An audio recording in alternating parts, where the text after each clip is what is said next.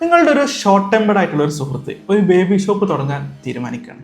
ഒരു സുഹൃത്ത് എന്നുള്ള നിലക്ക് നമ്മൾ എന്ത് ഉപദേശമായിരിക്കും ആൾക്ക് കൊടുക്കുക? സ്വാഭാവികമായിട്ടും നമ്മൾ പറയും കസ്റ്റമേഴ്സിന് മുമ്പിൽ എൻ്റെ ആ മുഷിഞ്ഞ സ്വഭാവം ഒന്നും കാണിക്കരുത്, കുറച്ച് ലൈറ്റായിട്ട് പെരുമാറണം, ഒരു ബേബി ഷോപ്പാണെന്നുള്ളത് പറയും. ഇതിൻ്റെ കാരണം എന്താ? ബ്രാൻഡിന് അല്ലെങ്കിൽ ഒരു ബിസിനസ്സിന്, ഒരു കച്ചവടത്തിന്, ഒരു ബിസിനസ്സിനൊക്കെ ഒരു പേഴ്സണാലിറ്റി ഉണ്ട്. ആ പേഴ്സണാലിറ്റി കീപ്പ് ചെയ്താൽ മാത്രമാണ് ആ കച്ചവടത്തിലേക്ക് ആളുകൾ അട്രാക്റ്റഡ് ആവുള്ളൂ. ഇതിനാണ് നമ്മൾ സിംപ്ലി ബ്രാൻഡ് പെർസോണ എന്ന് പറയാം. ഒരു ബിസിനസ്സിൽ ബ്രാൻഡ് പെർസോണ കീപ്പ് ചെയ്യുക എന്നുള്ളത് ഭയങ്കര ഇമ്പോർട്ടൻ്റ് ആണ്. ആളുകൾ എപ്പോഴും ഒരു പേഴ്സണായിട്ടാണ് എന്ത് കാര്യത്തിനെയും കാണുക. ആളുകൾ എപ്പോഴും ഓരോ കാര്യങ്ങളിലും, ബിസിനസ് ആയിക്കോട്ടെ, ഒരു സിസ്റ്റം ആയിക്കോട്ടെ, ഒരു ഓർഗനൈസേഷൻ ആയിക്കോട്ടെ, അതിൻ്റെ ഒരു സ്വഭാവം എന്താണ് എന്നുള്ളത് ഇങ്ങനെ നോക്കിക്കാണാൻ തീരുമാനിക്കും. നോക്കി കണ്ടിട്ട് അതിൽ നിന്ന് ഡിസിഷൻസ് എടുക്കും. അവിടെ പോകണോ, അത് ആളുമായിട്ട് അല്ലെങ്കിൽ ആ ഒരു സിസ്റ്റവുമായിട്ട്, ബിസിനസ്സുമായിട്ട് ഞാൻ ടൈപ്പ് ആവേണ്ടതുണ്ടോ എന്നുള്ളതൊക്കെ ചിന്തിക്കും. ഒരു ഉദാഹരണം ഞാൻ പറയാം. നിങ്ങളൊരു 3 മാസത്തേക്ക് ഒരു റീചാർജ് ചെയ്തു വിചാരിക്കാം, ഫോണിലേക്ക് ഒരു നെറ്റ് റീചാർജ് ചെയ്തു വിചാരിക്കാം, ഒരു ഡെയിലി 2 GB എന്നൊക്കെ പറഞ്ഞിട്ട് ഒരു 3 ദിവസത്തിനുള്ളിൽ നമ്മൾ നെറ്റ് ബ്രൗസ് ചെയ്യുന്ന സമയത്ത് മെസ്സേജ് വരികയാണ്, നിങ്ങൾ നെറ്റ് തീർന്നിട്ടുണ്ട്, വീണ്ടും റീചാർജ് ചെയ്യണം. 3 മാസത്തിന് നമ്മൾ റീചാർജ് ചെയ്തിട്ടുണ്ട്, പക്ഷെ 3 ദിവസം കൊണ്ട് അത് തീർന്നു വിചാരിക്കാം. നമുക്ക് പെട്ടെന്ന് ദേഷ്യം വരും, സ്വാഭാവികമായിട്ടും ദേഷ്യം വരും. നമ്മൾ നേരെ കസ്റ്റമർ കെയർക്ക് വിളിക്കും. കസ്റ്റമർ കെയർക്ക് വിളിക്കുന്ന സമയത്ത് കസ്റ്റമർ കെയർ എക്സിക്യൂട്ടീവ് നമ്മളോട് പറയണേ, അത് ചിലപ്പോൾ അങ്ങനെ വരാറുണ്ട്, ഇതിൽ നമുക്കൊന്നും ചെയ്യാനില്ല, നിങ്ങൾ എന്താ ചെയ്യണം, വേറെ റീചാർജ് ചെയ്യാല്ലാതെ വേറെ മാർഗ്ഗമൊന്നുമില്ല, നിങ്ങൾ ഇനി എന്ത് പറഞ്ഞിട്ടും കാര്യമില്ല, നമുക്ക് പൈസ തിരിച്ചടക്കാൻ പറ്റില്ല എന്ന് പറഞ്ഞിട്ട് ഒരു ഹാർഷായിട്ട് നമ്മളോട് സംസാരിക്കാമെന്ന് വിചാരിക്കുക. നമ്മൾ ആരെയാണ് ബ്ലെയിം ചെയ്യുക? നമ്മൾ സ്വാഭാവികമായിട്ടും നമ്മളൊരു എയർടെൽ ആണെന്ന് വിചാരിക്കുക, എയർടെലിനാണ് ബ്ലെയിം ചെയ്യുക. അല്ലെങ്കിൽ VI ആണ്, അല്ലെങ്കിൽ ജിയോ ആണെങ്കിൽ ആ ബ്രാൻഡിനാണ് നമ്മൾ ബ്ലെയിം ചെയ്യുക. ഒരിക്കലും ആ ഒരു എക്സിക്യൂട്ടീവിനെ നമ്മൾ ബ്ലെയിം ചെയ്യുന്നില്ല.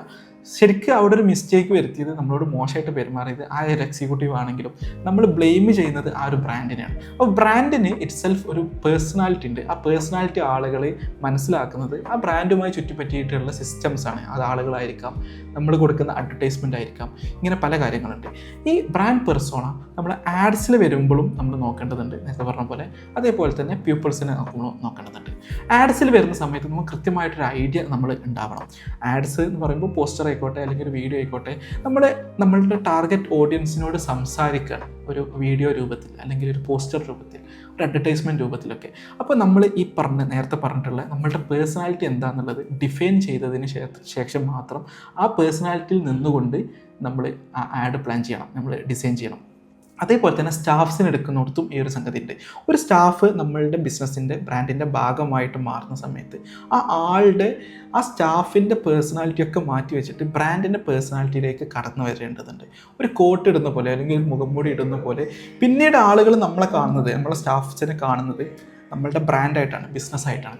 അപ്പോൾ ഒരു സെറ്റ് ഓഫ് പേഴ്സണാലിറ്റി നമ്മൾ ഡിഫൈൻ ചെയ്യണം. എങ്ങനെ നമുക്ക് ഡിഫൈൻ ചെയ്യാം എന്നുള്ളത് നോക്കാം. ഡിഫൈൻ ചെയ്യുന്ന സമയത്ത് നമ്മളെ സുഹൃത്തുക്കൾ ഉണ്ടാവും, നമ്മളെ റിലേഷൻസ് ഉണ്ടാവും, നമ്മളെ അച്ഛൻ, അമ്മ, സുഹൃത്തുക്കളിൽ തന്നെ പല ടൈപ്പ് സുഹൃത്തുക്കളുണ്ടാവും. നമുക്ക് എപ്പോൾ വിളിച്ചു കഴിഞ്ഞാലും ഓടിയെത്തുന്ന സുഹൃത്തുക്കളുണ്ടാവും. എന്ത് സഹായം അഭ്യർത്ഥിച്ചു കഴിഞ്ഞാലും അവരുടെ പ്രശ്നമായിട്ട് അവരത് ഏറ്റെടുക്കുന്ന സുഹൃത്തുക്കളുണ്ടാവും. ഇങ്ങനെയൊക്കെ പലതരത്തിൽ നമ്മുടെ ചുറ്റുവട്ടത്തെ ആളുകളുമായിട്ടുള്ളൊരു റിലേഷൻ ഉണ്ട്. അതേപോലെ നമ്മളുടെ ബ്രാൻഡിന് നമ്മുടെ ടാർഗറ്റ് ഓഡിയൻസ് ആരാണെന്ന് ഡിഫൈൻ ചെയ്തതിന് ശേഷം അവരോട് ഉണ്ടായിരിക്കേണ്ട ഒരു റിലേഷൻ ഏത് തരത്തിലാണ് എന്നുള്ളത് ഡിഫൈൻ ചെയ്യുക എന്നുള്ളതാണ് ഇതിൻ്റെ ഒരു പ്രോസസ്സ്. കറക്റ്റായിട്ട് നമ്മളൊരു ആളുകളെ നമ്മൾ വിലയിരുത്തുന്ന പോലെ തന്നെ ആളുകൾ നമ്മുടെ ബ്രാൻഡിൻ്റെ ഒരു ഫസ്റ്റ് ഇംപ്രഷൻ ഉണ്ടാവും. പിന്നീട് കുറേ നേരം നമ്മളേറ്റവും ഇടപഴകുമ്പോൾ അവർക്കും കിട്ടുന്ന ഒരു പേഴ്സണാലിറ്റി ഉണ്ടാവും. അവരുടെ ഉള്ളിലാണ് ഇത് ബിൽഡ് ചെയ്യുക. അപ്പോൾ ഉള്ളിൽ ഇത്തരത്തിലുള്ളൊരു സെറ്റ് ഓഫ് ഒരു പെർട്ടിക്കുലർ പേഴ്സണാലിറ്റി ബിൽഡ് ചെയ്യുക എന്നുള്ളത് ബ്രാൻഡിൻ്റെ ഗ്രോത്തിന് ഭയങ്കര ഇമ്പോർട്ടൻ്റ് ആയിട്ടുള്ള കാര്യമാണ്. അങ്ങനെ ബിൽഡ് ചെയ്യാൻ നമ്മൾ എന്ത് ചെയ്യണം? അത് ഡിഫൈൻ ചെയ്യണം. ഈ ഡിഫൈൻ ചെയ്തിട്ടുള്ള പേഴ്സണാലിറ്റി കൃത്യമായിട്ടൊരു സ്റ്റേറ്റ്മെൻറ്റ് രൂപത്തിലോ അല്ലെങ്കിൽ ബുള്ളറ്റ് പോയിന്റ് രൂപത്തിലൊക്കെ നമ്മളൊരാളുടെ പേഴ്സണാലിറ്റി ബിൽഡ് ചെയ്യുന്ന പോലെ നമ്മൾ എഴുതി വെച്ചിട്ട് ഈ പേഴ്സണാലിറ്റിയിൽ നിന്നുകൊണ്ട് നമ്മൾ ആഡുകളെ ജനറേറ്റ് ചെയ്യുകയും പ്ലാൻ ചെയ്യുകയും, അതേപോലെ നമ്മളെ കസ്റ്റമേഴ്സിനെ ഹയർ ചെയ്ത് നമ്മൾ ഡെലിഗേറ്റ് ചെയ്യുന്ന സമയത്തൊക്കെ കസ്റ്റമേഴ്സിന് ഈ ഒരു ക്വാളിറ്റി ഉണ്ടോ എന്നുള്ളത് നോക്കുകയും, ഇല്ലെങ്കിൽ ഈ ഒരു ക്വാളിറ്റി, ഈ ഒരു പേഴ്സണാലിറ്റി നമ്മളെ ബ്രാൻഡിൻ്റെ അകത്തേക്ക് വരുമ്പോൾ കീപ്പ് ചെയ്യണം എന്ന് സ്ട്രിക്റ്റായിട്ട് മോണിറ്റർ ചെയ്തുകൊണ്ട് അത് കീപ്പപ്പ് ചെയ്യുകയും വേണം. എന്നിരുന്നാൽ മാത്രമാണ് നമ്മൾ ഉദ്ദേശിക്കുന്ന പോലെ നമ്മൾ ടാർഗറ്റ് ഓഡിയൻസുമായിട്ട് നമ്മൾ ഉദ്ദേശിക്കുന്ന നമ്മൾ എപ്പോഴും ചിന്തിക്കേണ്ട കാര്യം എന്താ വെച്ചാൽ ആളുകളിൽ നിന്നാണ് സാധനങ്ങൾ പർച്ചേസ് ചെയ്യുന്നത്. എപ്പോഴും എപ്പോഴും ആ ഒരു ട്രസ്റ്റ് ബിൽഡ് ചെയ്യുന്നതൊക്കെ പേഴ്സണിൽ നിന്നാണ്. അപ്പോൾ സ്വാഭാവികമായിട്ട് ഒരു ബ്രാൻഡ് ചൂസ് ചെയ്യുമ്പോൾ ആ ബ്രാൻഡിനെ ആളുകൾ ഒരു പേഴ്സൺ ആയിട്ട് കണ്ടിട്ടാണ് അവർ ട്രസ്റ്റ് ചെയ്യുന്നതും അവർ ചൂസ് ചെയ്യുന്നതും അവർ പർച്ചേസ് ചെയ്യുന്നതും എന്നുള്ള കാര്യം കൃത്യമായിട്ട് മനസ്സിലാക്കുക. നിങ്ങൾ ബിസിനസ് പ്ലാൻ ചെയ്യുന്ന സമയത്ത് തന്നെ നിങ്ങളുടെ ബിസിനസ്സിൻ്റെ ബ്രാൻഡിൻ്റെ പേഴ്സണാലിറ്റി എങ്ങനെ ആയിരിക്കണം എന്നുള്ളതിനെ പറ്റി റിസർച്ച് ചെയ്യുകയും അത് ബിൽഡ് ചെയ്യാൻ ശ്രമിക്കുകയും നിങ്ങൾ ബിസിനസ് വലുതാക്കുന്ന കൂട്ടത്തിൽ തന്നെ ഈ പേഴ്സണാലിറ്റി കീപ്പപ്പ് ചെയ്യാനുള്ള കൃത്യമായ ശ്രമം നമ്മളെ ഭാഗത്തു നിന്നുണ്ടാവുകയും ചെയ്യണം. ബിസിനസ്സിൽ കസ്റ്റമർ സൈക്കോളജി എന്താണെന്നുള്ളത് മനസ്സിലാക്കുക എന്നുള്ളത് വളരെ ഇമ്പോർട്ടൻ്റ് ആണ്. കൂടുതൽ കസ്റ്റമർ സൈക്കോളജി വീഡിയോസ് വേണ്ടിയിട്ട് ഈ ഒരു ചാനൽ നിങ്ങൾ സബ്സ്ക്രൈബ് ചെയ്യുക.